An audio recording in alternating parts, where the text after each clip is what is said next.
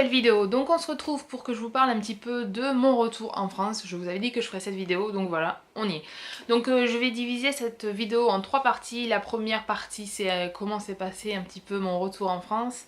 La deuxième, les différences avec les États-Unis, la France, ce qui m'a marqué, ce qui me manque aussi. Et la troisième, mon avenir. Qu'est-ce que je vais faire maintenant que je suis de retour au pays.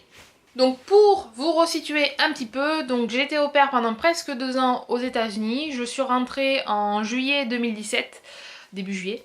Et en fait quand je suis rentrée, ça a été très bizarre dans le sens où pendant 2 ans vous entendez parler anglais tous les jours, vous pensez anglais, vous communiquez en anglais et là vous passez du tout au tout. C'est-à-dire qu'il n'y a pas de sas entre les États-Unis et la France. Il y a juste le moment de l'avion, mais c'est tout. Mais du coup, ça a été brutal d'entendre tout d'un coup les gens parler en français, de répondre en français tout le temps. Parce que avant c'était de temps en temps quand j'étais avec des copains ou des copines français, mais là c'était vraiment H24, donc c'était assez brutal quand je suis arrivée à l'aéroport Charles de Gaulle. D'ailleurs quand je suis passée à l'aéroport pour prendre l'autre avion, parce que j'ai fait Paris-Bordeaux après, j'ai parlé à la dame qui m'a posé une question en anglais. Alors elle a dû se dire, celle-là, elle se la pète, c'est pas possible, pourquoi elle me parle en anglais, parce que ça s'entendait forcément que j'étais française avec l'accent que j'avais, mais voilà, du coup, le fait que pendant presque 2 ans j'ai parlé en anglais, et là d'un coup il faut que je parle français, mon cerveau il a dû bugger, il a dû avoir un petit couac. Du coup je me suis excusée, ça devait faire trop fille qui se la pète, alors que pas du tout, parce que forcément les gens ils savent pas que bah voilà, ça fait 2 ans que j'étais aux États-Unis et que je reviens. Généralement les gens pensent que quand vous êtes à l'aéroport c'est parce que vous revenez de vacances, de voyage, vous avez fini, alors que là non, en clair je déménageais et je changeais carrément de pays, de continent, et ça fait presque 2 ans que j'y étais. Donc c'était un peu perturbant, mais bon voilà. Et ensuite quand j'ai fait donc Paris-Bordeaux, donc j'étais assise à côté d'un monsieur qui était américain, il venait du Texas. Et là c'est à ce moment là en fait où je me suis dit bah en fait t'as un peu ton sas, ta parenthèse entre anglais et français, c'est ce moment là en fait. T'as entendu un peu parler français et c'est maintenant.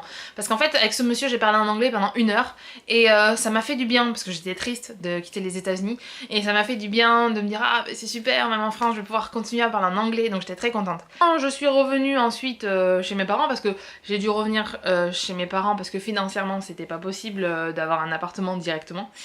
Donc je suis revenue chez mes parents, j'étais super contente de les voir parce que pendant 2 ans je les avais vus en gros 3 semaines sur 2 ans, ce qui est absolument rien.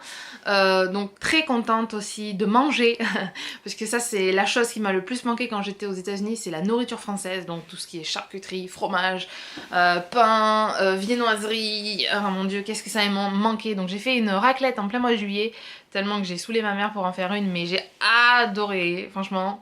Pourquoi se contenter de faire une raclette en hiver? On peut aussi en faire en été, c'est comme les soupes. On peut en manger aussi, ou en boire l'été. Donc voilà, très contente, mais à côté de ça, donc à côté de toute cette euphorie du retour, retrouver les proches, retrouver mes habitudes entre guillemets et tout ce qui m'avait manqué, à côté de ça j'ai eu un énorme coup de blues. Et ça je le savais parce que pour moi les États-Unis c'est mon rêve. Pour moi les États-Unis c'est le pays en fait où j'avais trouvé ma place, où j'étais tellement bien, et le fait que j'ai réussi à parler anglais, parce que faut savoir que quand je suis arrivée j'étais vraiment mais nulle en anglais, et quand au bout de 2 ans je suis partie, je savais parler anglais, communiquer avec les Américains, j'étais tellement fière de moi. Et donc savoir que voilà, je pouvais continuer encore à vivre et que j'ai dû rentrer exprès à cause du visa parce qu'il s'arrêtait, bah voilà, on n'est pas bien forcément parce qu'on a envie de rester. Donc voilà, j'ai eu une période de coup de blues. En fait c'était un peu comme une rupture amoureuse. Voilà, j'étais vraiment pas bien, mais je le savais. Je savais très bien qu'en revenant en France, il y aurait une période où j'aurais pas été bien. Donc ce coup de blues en fait ça s'est traduit par le fait que je mange beaucoup, déjà le fait que la nourriture française m'ait manqué, mais aussi le fait que j'ai un énorme manque des États-Unis, de mes amis, de ma host family. Voilà, j'ai compensé avec la nourriture, ce qui est assez paradoxal parce que quand j'étais aux États-Unis je faisais énormément attention à ce que je mangeais, je voulais pas prendre de poids, je savais qu'aux États-Unis c'était gras, que voilà, je le savais. Alors je suis rentrée en France mais ça a été... Wouh non. Donc voilà, j'ai pris 2-3 kilos quand je suis arrivée. Voilà, va falloir que je me remette au sport pour les perdre. Mais voilà, je savais que j'allais passer par une phase de, de blues en fait. Et ça s'est traduit aussi dans le fait où je me suis mis à Netflix, mais alors à un point où par exemple la série Gossip Girl, il faut savoir que Gossip Girl, il y a 6 saisons, et dans chaque saison, il y a 22 épisodes, et chaque épisode dure 45 minutes. Donc c'est déjà énorme. Sur 6 saisons, je trouve ça énorme. Il faut savoir que la saison, je l'ai finie en un mois, ce qui pour moi est énorme. C'est-à-dire que je passais mon temps à regarder la série. Parce qu'en fait, j'avais l'impression que quand je regardais la série, je ne pensais pas au fait que, ben voilà, j'ai quitté les États-Unis, c'est fini.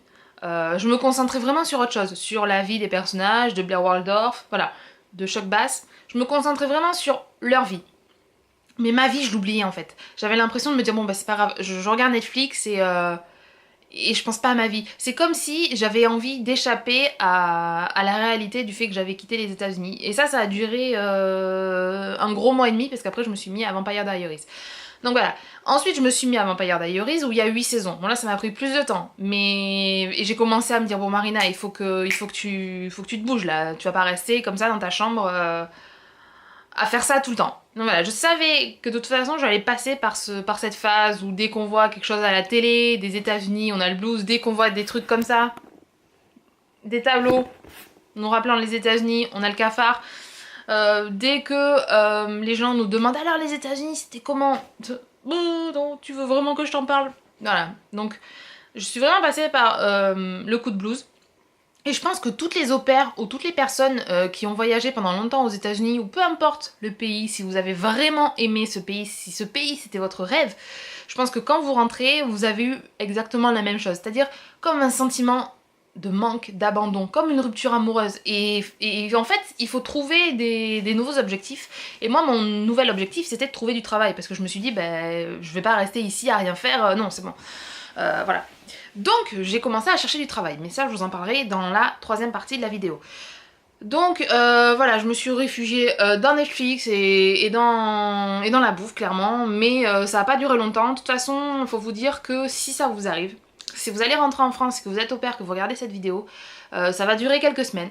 Mais il faut vraiment que vous vous fixiez des nouveaux objectifs, je sais pas, vous inscrire dans des associations, chercher du travail, chercher une nouvelle école, voilà, il faut vraiment que vous fixiez des objectifs. C'est compliqué à dire cette phrase, parce que sinon, franchement, ça va durer des mois, et moi c'était impossible que je reste comme ça, parce que j'avais envie de me mettre des baffes. Donc non, clairement j'ai dit stop. Principalement, mon retour en France est passé comme ça. Gros choc pour moi quand je suis arrivée à l'aéroport Charles de Gaulle, parce que on passe de 2 ans aux États-Unis, tu prends l'avion et t'as plus rien. Donc vraiment assez compliqué. Et après, gros coup de blues. Mais voilà, je le savais. C'était l'euphorie de retrouver la famille et paf, coup de blues. Mais je le savais, je savais. Les États-Unis pour moi c'est le Graal, donc je savais très bien que ça allait arriver. Je vais vous parler des quelque choses qui m'ont marqué, les différences entre la France et les États-Unis, ou les choses qui me manquent des États-Unis, ou voilà. Bon, vous allez comprendre un peu où je veux en venir. Donc j'ai un petit papier, donc si vous me voyez regarder à côté, c'est tout à fait normal. Alors déjà, il y a une chose qui m'a marqué quand je suis arrivée en France, c'est le prix de l'essence. C'est-à-dire qu'aux États-Unis, je faisais le plein pour à peu près 23$. Donc j'avais une Golf, une Volkswagen, j'arrive pas à parler. Hein. Et donc je faisais le plein pour 23$, ce qui doit correspondre à peu près à 18€. Là, je fais le plein pour 43€. Donc le prix de l'essence, ça m'a... Voilà, donc ça c'est la première chose qui m'a marqué. Ensuite, la deuxième chose qui m'a marqué, c'est les ronds-points. Ici, il y en a tout le temps, il y en a partout, je crois qu'on est le pays au monde où il y a le plus de ronds-points. Aux États-Unis, en 2 ans, j'ai dû en voir 3 ou 4. Il y a énormément de feux et énormément de stops, mais les ronds-points, il n'y en a pas.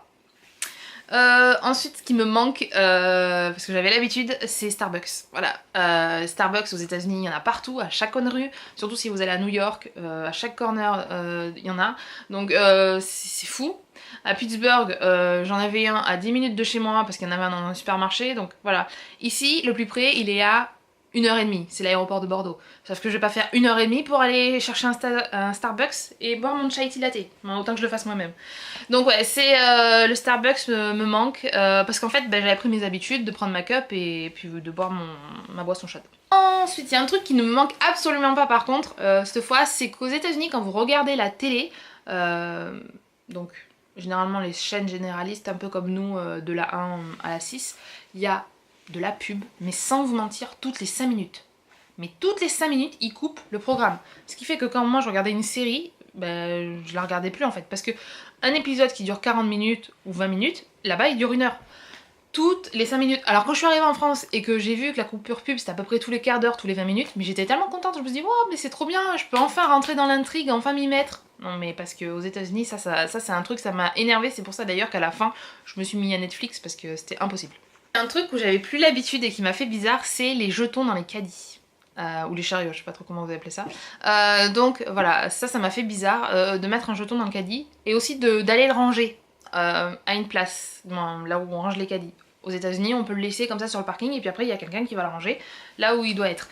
Ça m'a fait bizarre un peu parce que j'avais fait bon, c'est pas grave. Non, bah non, parce que sinon après tu récupères pas ton jeton et ton jeton t'en as besoin pour la prochaine fois. Donc voilà, ça m'a un peu fait bizarre. Il y a une chose mais qui me manque énormément, mais énormément, et je crois que c'est la chose qui me manque le plus, c'est l'accueil des gens. C'est-à-dire que quand j'étais aux États-Unis, ça me dérangeait pas d'aller parler avec des gens que je connaissais pas. De demander ah vous venez d'où, bah en gros raconte-moi ta vie et on parle, tu vois. J'ai adoré parler avec les gens. En France, mais j'ose même pas le faire parce que je sais que je vais me faire envoyer péter. Donc ça c'est un truc qui me manque parce qu'on n'est pas chaleureux en France.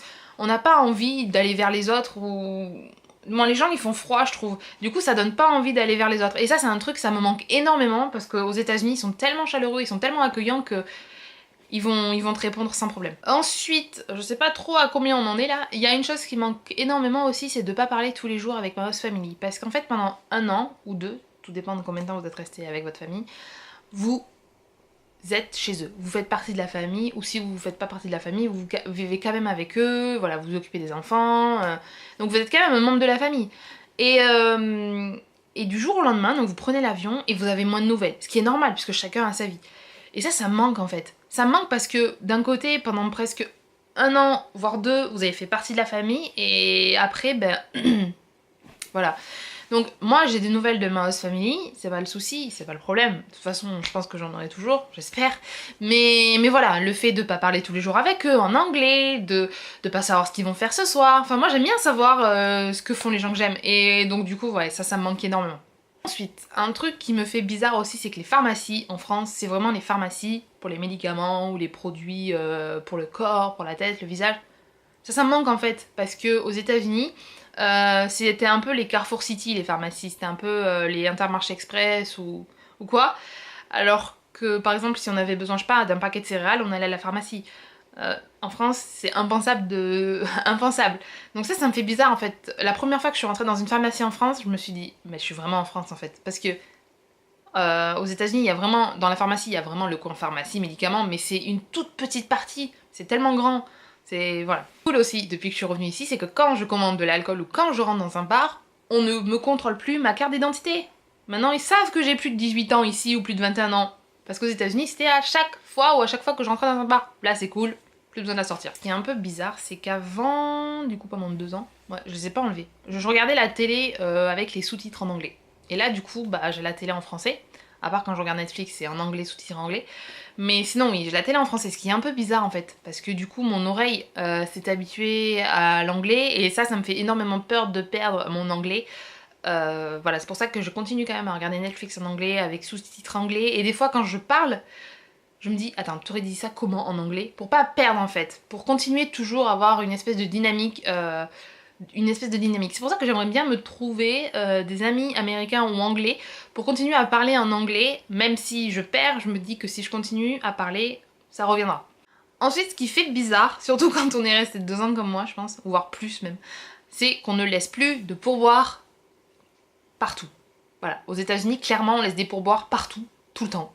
Et la première fois que je suis allée au restaurant, et que j'ai vu que les prix indiqués c'était vraiment le prix que j'allais payer, J'étais là, oh mais c'est trop bien, parce que aux États-Unis le prix indiqué, c'est pas le prix que vous allez payer parce que il manque la TVA et en plus il manque le pourboire. Donc là, le prix affiché en France, c'est le prix que je vais vraiment payer. Si j'ai envie de laisser un pourboire, c'est vraiment bonus, mais je suis pas obligée. Là, franchement, mais j'ai été tellement heureuse, alors que c'est normal, ça fait vraiment partie de notre culture. Mais j'étais tellement heureuse que, pouf, voilà. Et la dernière chose qui me manque beaucoup parce que je suis une grosse fan de shopping, j'adore ça. D'ailleurs, mon placard a triplé depuis que je suis partie aux États-Unis. Voilà, faut savoir que j'avais une armoire en France de taille normale. Maintenant, il faudrait que j'ai 3 ou 4 armoires comme j'ai en France. Voilà, je suis vraiment une fan de shopping, c'est affolant. Donc, ce qui me manque énormément, tout ça pour... wouh, je divague, c'est le prix des Levi's. Ou des Levi's, comme ils disent aux États-Unis. Faut savoir que aux États-Unis, on peut avoir un Levi's pour 40$. 40$, c'est à peu près 33€. Donc 33€ un Levi's, ici c'est impossible. Ici c'est minimum 100€. Alors quand j'ai vu ça, je me suis dit mon dieu, mais j'aurais dû faire le plein de Levi's aux États-Unis. Bon, j'ai quand même acheté 5 Levi's aux États-Unis en 2 ans, vous allez me dire que c'est pas grand chose.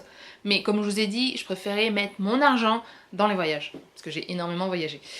Ça c'est aussi un truc qui me fait bizarre, je divague, mais c'est aussi un truc qui me fait bizarre, c'est parce que quand on me demande comment ça s'est passé les États-Unis, qu'est-ce que j'ai vu? Alors la question, qu'est-ce que t'as vu et où t'as voyagé?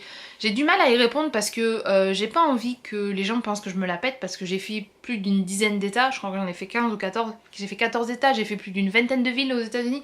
Donc j'ai pas envie que les gens pensent que je me la pète. C'est pas le cas, je suis quand même restée 2 ans aux États-Unis, donc je pense que j'ai voyagé, mais je pense qu'en fait qu'on se rend pas compte. Tant qu'on n'a pas vécu l'expérience. C'est pour ça, quand on me demande « Ah, t'as vu quoi aux États-Unis ?» Je fais oh, pas mal de choses. Voilà. Après, si la personne veut vraiment savoir, je lui dis, mais j'ai pas... Ah, bah alors j'ai vu ça, ça, ça, ça. Je fais non, ça fait trop la fille qui se la pète. C'est comme... des fois, en fait, même encore, hein, même si ça fait presque 4 mois que je suis là, j'ai des mots en anglais qui me viennent comme whatever, anyway, never mind, voilà. Que des trucs de liaison, on va dire, entre guillemets, ou des trucs, pff, allez, c'est bon, laisse tomber. Voilà, c'est des mots comme ça en anglais. Alors, certaines personnes peuvent penser pareil, que je me la pète, mais en fait, quand on connaît pas le vécu de la personne, les gens ne savent pas que je suis partie 2 ans aux États-Unis, bon, à part ma famille et mes amis, mais en fait, c'est des tics de langage qu'on a appris pendant 2 ans et c'est assez dur à s'en défaire. C'est comme en français, quand on dit t'as vu, ou tu sais, voilà, c'est un peu pareil. Donc, je sais que je vais les perdre, malheureusement, j'ai pas envie de les perdre, mais il faut que je les perde parce que si je trouve un travail, eh bien je vais pas dire anyway, voilà, ça le fait pas. Pour dire que voilà, le prix des Levi's en France c'est quand même abusé, il y a quand même pour les Levi's de base 70€ de différence avec les États-Unis. Je trouve ça juste abusé, c'est pour ça que je sais que la prochaine fois que je vais retourner aux États-Unis, je vais m'en acheter des Levi's, mais alors vous avez même pas idée, surtout que j'adore cette marque de jeans, donc voilà. Donc maintenant je vais vous parler de mon avenir parce que c'est quelque chose qui me faisait peur, faut dire ce qui est, quand je suis rentrée en France parce que je me suis dit voilà, je suis partie aux États-Unis mais est-ce que ça va me servir concrètement? Je sais que sur mon CV ça va me servir dans le sens où les recruteurs vont voir que je suis partie 2 ans aux États-Unis, donc vont savoir que maintenant je sais parler anglais, de plus que en plus je suis mobile, que je suis indépendante parce que je suis quand même partie dans un autre continent, un autre pays, donc voilà, c'est pas rien. Il n'y a pas tout le monde qui peut le faire, donc c'est quand même un plus. Moi j'ai trouvé du travail, je l'ai trouvé à peu près en 2 mois et demi, 3 mois. Le fait que je parle anglais a énormément aidé. D'ailleurs quand j'ai passé l'entretien, ils m'ont dit on vous fait pas l'entretien en anglais puisque vous êtes parti 2 ans aux États-Unis, donc forcément vous savez parler anglais. Si vous voulez, mais après si vous voulez me parler anglais, il n'y a pas de problème. Donc voilà, ça a été vraiment quelque chose de positif sur le CV. Je pense que si vous êtes au pair et que vous allez rentrer ou que vous êtes rentré il y a pas longtemps, si vraiment vous vous en donnez les moyens de chercher un taf qui correspond à vos compétences, à vos critères d'exigence, et en plus que vous mettez en avant que vous êtes mobile, en France ou pas d'ailleurs, en France ou à l'étranger si vous voulez partir, et que vous savez parler anglais, mais là vous pouvez avoir tout ce que vous voulez. Donc moi j'ai trouvé du travail, mais c'est un travail qui n'est pas en Dordogne, parce que je vis dans le sud-ouest, c'est un travail qui est à Paris. Donc, là nous sommes fin octobre. Je déménage la semaine prochaine, je commence à travailler le 2 novembre, et j'emménage le 1er. Donc la semaine prochaine va être très chargée.